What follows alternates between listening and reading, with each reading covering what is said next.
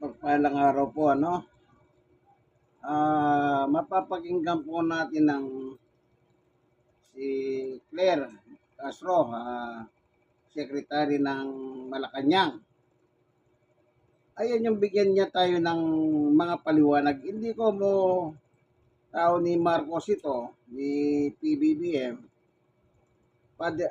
paano na siya kagad kay PBBM. Tingnan po natin yung consequence. Tayo mga tao, naghanap tayo ng buong katotohanan. Especially ako, gusto ko yung totoo. Tingnan natin yung pagbibigay katwiran ni Claire de Castro. Yung totoo lang, ha. Kung may mali, may mali. Kung tama, tama. Pakinggan po natin ang kanyang tagapagsalita ito ng Malacanang. Siyempre, kung tagapagsalita, kung yung nakaupo sa Malacanang, yung sa seat of power, sinasagasaan ng walang kalugar-lugar, kailangan merong magtatanggol. Di po ba? Parang ganun lang po yan. Kung mali, tanggapin natin ang katotohanan. Okay? Pakinggan natin si Claire Castro. Napasok po tayo sa eksena dahil pinanggit po ni Attorney Kaufman yung pangalan po ng Pangulong Marcos, ano po, na ito daw ay pakana, may kinalaman at hinambing pa na ang dating Pangulo ay napakasimpleng mamuhay at ang Presidente naman natin ngayon ay marangya naman para pinaghambing ang administrasyon. Ano pong Malacanang, Yusek? Nakakalungkot kasi parang lumalabas na ang nagsasuffer ng severe cognitive impairment ay yung abogado na si Atty. Kaufman at hindi ang kanyang kliyente si dating Pangulong Duterte. Ang dami yata nakalimutan timeline. Bakit niya? Si Atty. Kaufman po, yun yung abogado ni Duterte, ano? Yun po yung binabayaran niyang 150 million. Ano po? Sa pera natin yon. Kasi dollar ang bayad sa kanya. Kino-convert lang po nila sa peso, ano? Yan po. Kasi nung kapon nagsalita si Kaufman, wala siyang linatag na ebidensya. Ang ginawa niya, binira si Marcos. Kapon, kaya ngayon ito si Claire, pinapaliwanag niya po. Ano po? Para maintindihan nyo lang, ha? Ay yung abogado na si Atty. Kaufman at hindi ang kanyang kliyente si dating Pangulong Duterte. Ang dami yata nakalimutan timeline. Bakit niya ipapahid? Sabi ko nga, parang ang dapat ang pangalan ko sa Atty. Kaufman, Atty. Pahid Kaufman. Kasi, bakit ipapahid kay Pangulong Marcos Jr.? Ang mga salang ito, sabi nga natin, as early as 2017, nakafile na yung mga kaso na yan sa ICC. And at that time, Alvin, private citizen pa. Si Yusek Castro po, abogada po yan, ha. Hindi lang po siya basta sa kapagsalita ng Malacanang yan. Abogada po yan.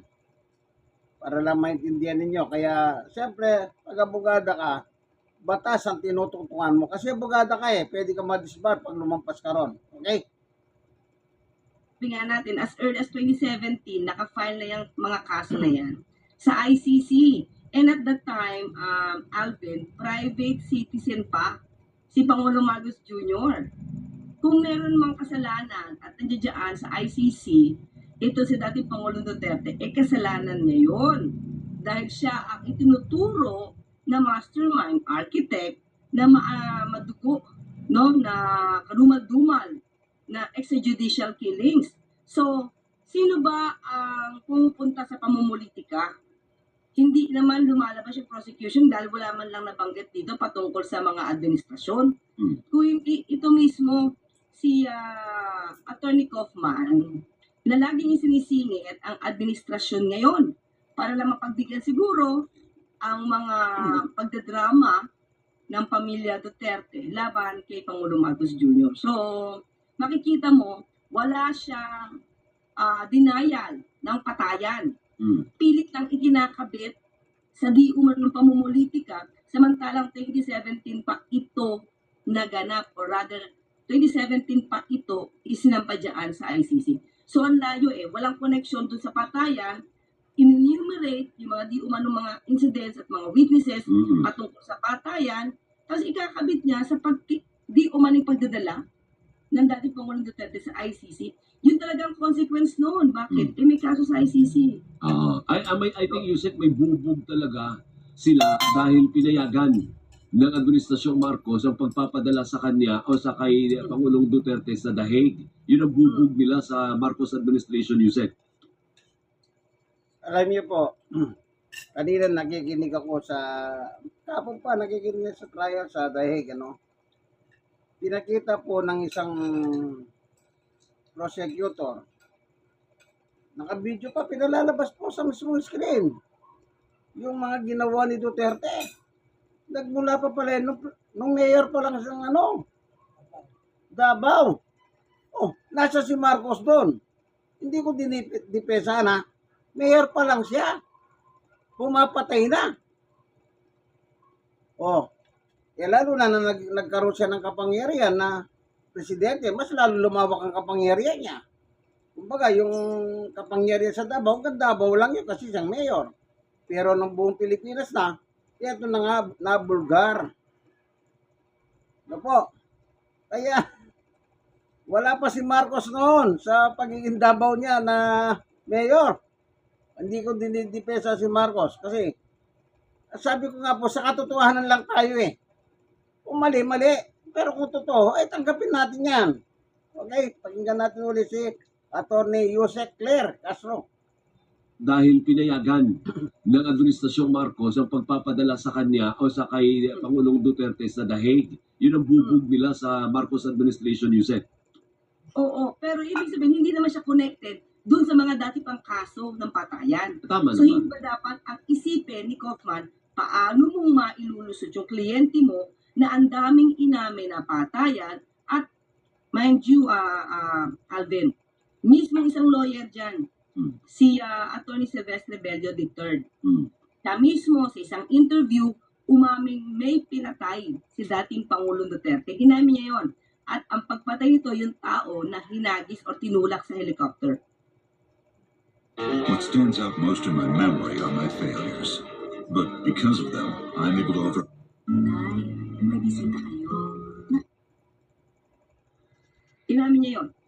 So mismo ang lawyer niya dyan, umamin na pumapatay si dating Pangulong Duterte. So ibig sabihin, Yusek, parang lumilitaw ngayon na ang lahat ng mga previous statement ng dating Pangulo ginamit ngayon laban sa kanya. Although sabihin ng depensa, hindi, nag-cherry pick lang kayo eh. Pinili nyo. Pero a soundbite is a soundbite. Wala naman sinabing pagkatapos sa sound, hindi, joke. Wala naman sinabing gano'n eh. So ginamit sa kanya ngayon, Yusek. Kahit sabihin mo cherry picking yon, pero hindi ilan cherry yun. Hindi naman Dami. isa, dalawa, Ang tatlo. dami. At nagko-corroborate ito eh. Yung mga binanggit niya admission dyan, nagko-corroborate doon sa mga witnesses at sa mga pagkakataon. At nag-corroborate din, sabi ko kahit isang beses lang yung pagpatay niya doon sa taong inihagis niya sa helicopter, mismo si Atty. Silvestre Bello III, siyang nag-corroborate. And additional ko lang to.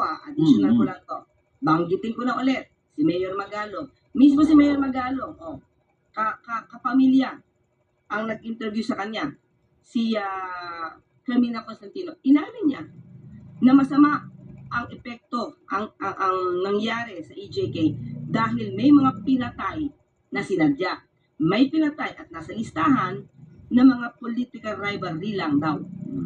So, marami siya pinapagalitang general at may report pa nga daw siya patungkol dito. Sabi ko nga, yung report niya, kung totoong meron, makakatulong sa pag-iimbestigat.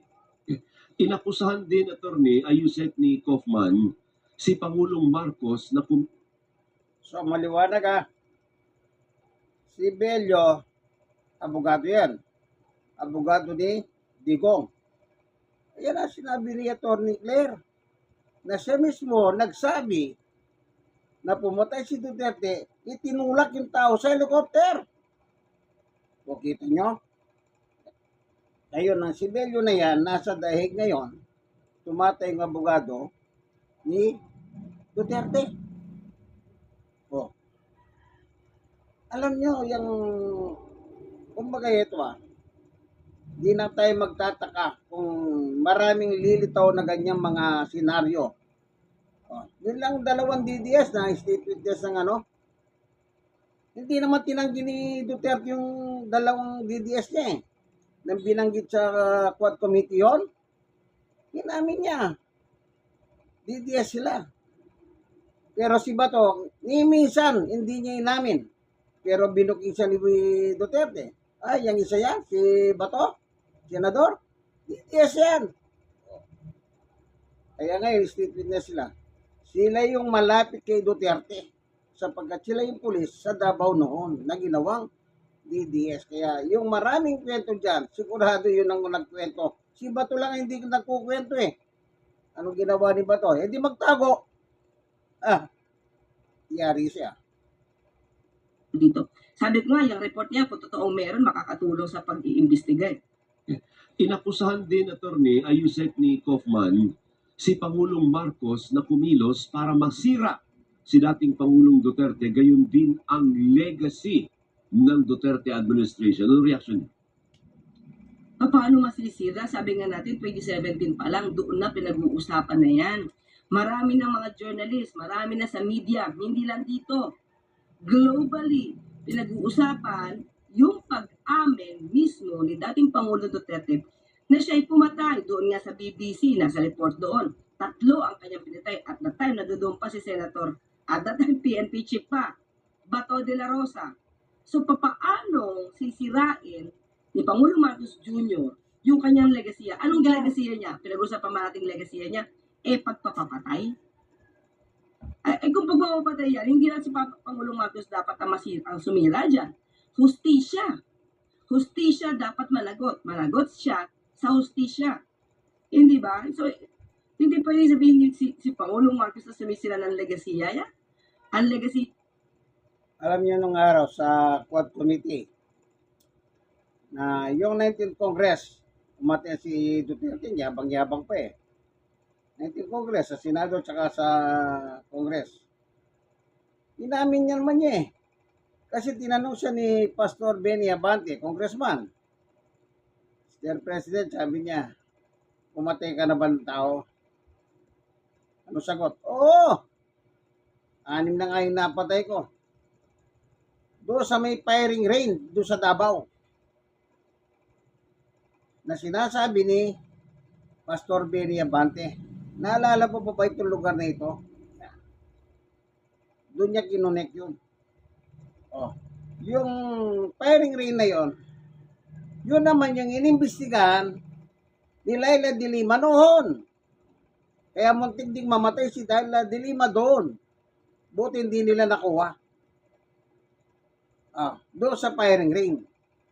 Kaya galit siya kay de Lima. Kaya si de Lima, pinakulong niya ng walang kasalanan.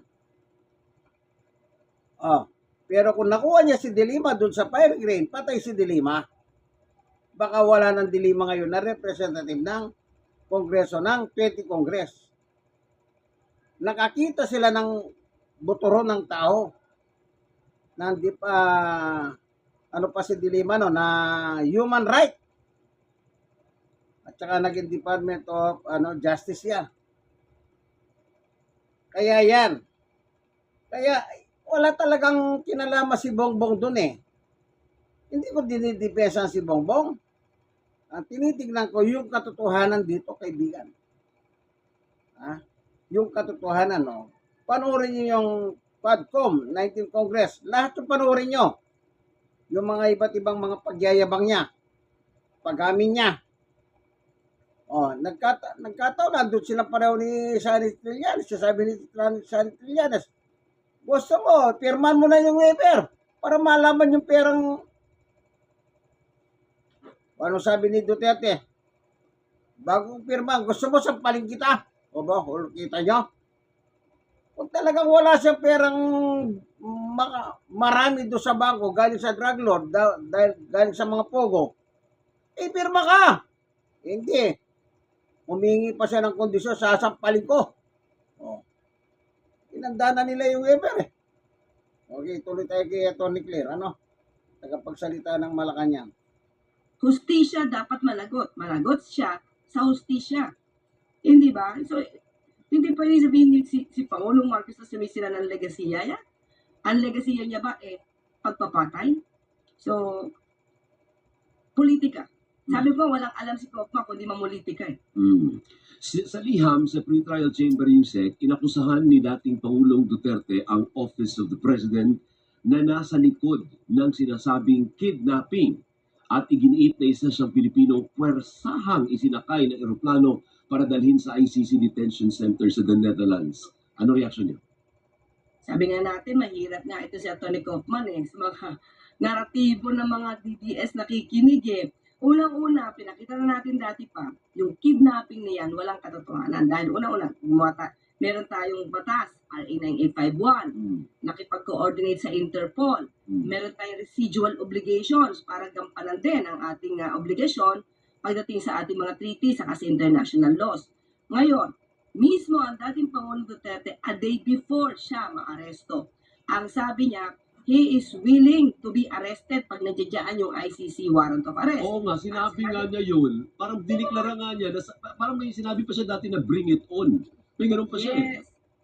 May sinabi pa siya, Alvin, na bigyan niyo ako ng pamasahe, siya pupunta mismo sa ICC at magpapaimbestiga. Hindi nga pa pera binigay sa kanya transportation yun yung wish niya yun yung hindi niya. So ready siya for that. So how can he say there's kidnapping?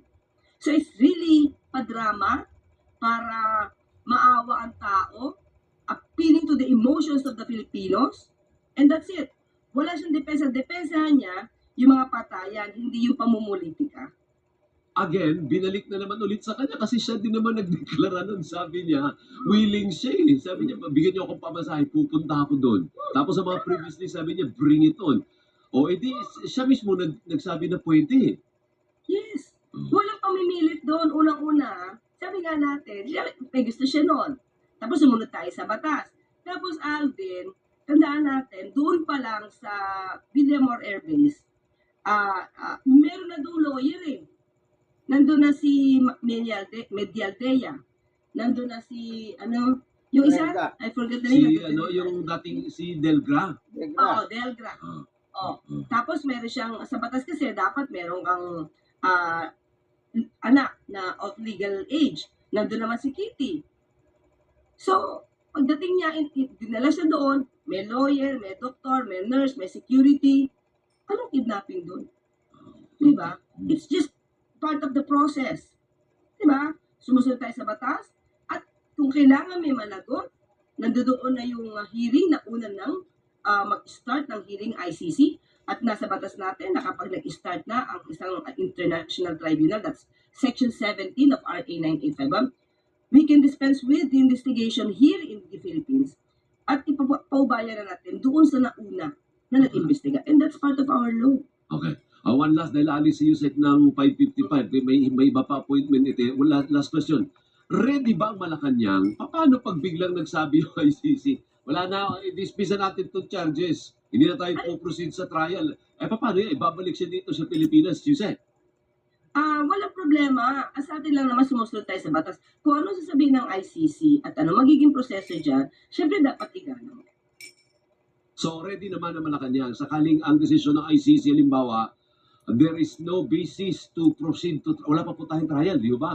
There is no basis to proceed to trial. You return that former president to his home country. Naku po, Diyos ko, ibabalik. Di pa, hindi. Ibig sabihin nun, parang nagtagumpay ngayon si Duterte, magbubunyi yun. At kung gano'n naman ang desisyon, yun ang hustisya naman para sa kanya. Ang administrasyon naman ito ay hustisya. Either sa nabiktima and doon sa akusado. Kung sinabi na walang malinaw na ebidensya, tagumpay yun na hustisya dahil binigyan din ng hustisya yung matagal ng pinagbibintangan na pumatay. Okay.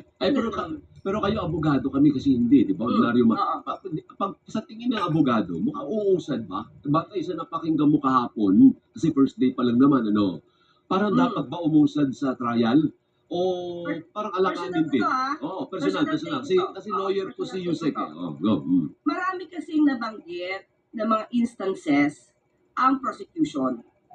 Tapos, ang binabanggit lang ni Kaufman, cherry picking, hyperbole, kasalanan ng media, masyadong magaganda ang larawan ng family grieving, tapos ibinabato niya sa Pangulo. wala siyang depensa. Diba? Ako as a lawyer, wala akong nakita sa kanyang depensa, kundi pamumulitika. Nagdadrama. Tuloy sinasabi, ginagamit na ng drama to para makasurvive sa political. Yun nga po eh. Inahanap natin yung katotohanan. Dapat sana si Kaufman, imbis na magdepensa siya, yun nga po para siyang nangangampanya na para siyang tatakbo din. Namumulitika siya. Hindi, dapat yung kliyente mo, depensahan mo. Hindi. Kasi po, sa totoo lang, wala talaga silang ebidensya. Ay, wala silang witnesses. Wala. Kaya hirap na hirap po si Kaufman to defend Rodrigo Duterte. Kundi ang ginawa niya, yun nga, puro po. Yung sabi nga ni Atty. Glenn na paninira lang kay Bongbong. Dapat hindi ganon. Ako, for me gusto ko yung totoo talaga. Dahil dapat tayong mabuhay sa katotohanan. Okay, tuloy natin. Ako as a lawyer, wala akong nakita sa kanyang depensa, kundi pamumulitika. Nagdadrama. Tuloy sinasabi, ginagamit na ng drama to para makasurvive sa political career ang vice-presidente. So, dapat, as a lawyer, hanapan niya ito na magandang depensa dahil never niyang dininay na pumatay si dating Pangulong Duterte. Tingnan mo doon sa kanya mga statements. Wala siyang denial. Okay. Thank you, Yusek. Mabuhay ka. Magandang Maraming umaga. salamat, Alvin. Good morning po sa lahat. Ay maraming salamat kay Undersecretary Claire Castro ng Presidential. In our 50s, keeping up mentally and physically. Meron po akong hawak na Bible dito. Unang-una, dapat katotohanan lamang eh. Ako rin kapon, nadidismaya din ako kay Kaufman eh. Wala siyang may latag na depensa. Binabayaran siyang 150 million buwan-buwan. Isipin nyo na lang yan. Kung di mamuliti ka na mamuliti ka. Ang sabi po rito sa Biblia, doon sa sulat ni 1:8, meron kasi nakasulat dito. 1:8, 30. Ito, basahin natin yan, babasahin ko po para maliwanag 8, sulat ni 1:8, 32. At inyong makikilala ang katotohanan. At ang katotohanan ang magpapalaya sa inyo. Ito yung sinasabi nilang the truth will prevail. Kung sa justice system na madalas sinasabi. At sinabi rin ni Imelda yan nung araw, kapag nananalo siya sa mga kaso, lagi niya sinasabi yan, the truth shall be prevail. Pero hindi naman lahat nananalo siya eh. Dahil marami siyang kasong sinampang kaso kay Imelda, merong mga kaso na hindi naman siya talaga nagwagi. Kaya nga natulan niya ang 3 draft ng Sandigan Bayan. Pero yung mga ibang kaso, nanalo siya. Yun na sinasabi niya, the truth shall prevail. Lahat naman ng tao po ang gusto katotohanan, especially ako. Ako nagsasalita dito, gusto ko rin yung katotohanan. Wala akong pinapanigan na political color. Wala akong pakialam dyan. Ang gusto ko lang, yung katotohanan. So, narinig natin yung buong katotohanan na ibinabato ni Kaufman kay PBBM na hindi pa pala presidente si PBBM. Ngayon lang tayo naliwanagan, civilian pa lang siya, nandun na pala yung mga kaso. From Davao. Nandito na lamang yung kaibigan Jesus, Brother Manny Bautista. Mahal tayo ng Diyos. Mahal tayong lahat ng Diyos. God bless us all. Bye-bye.